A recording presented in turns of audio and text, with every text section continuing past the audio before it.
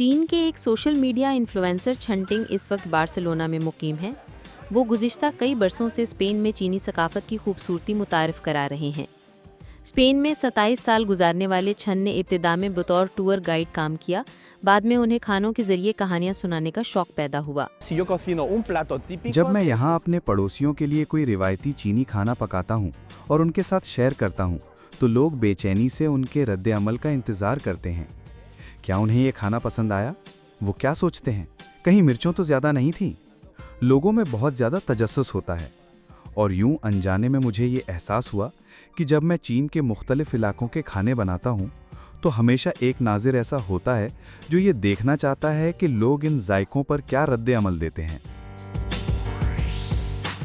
Social media से आगे बढ़ते हुए छन ने बार्सिलोना में एक सकाफती वर्कशॉप भी कायम की है, जहां वो खानों के जरिए मुख्तलिफ सकाफतों के दरमियान रवाबित को फ़रोग देने का सिलसिला जारी रखे हुए हैं।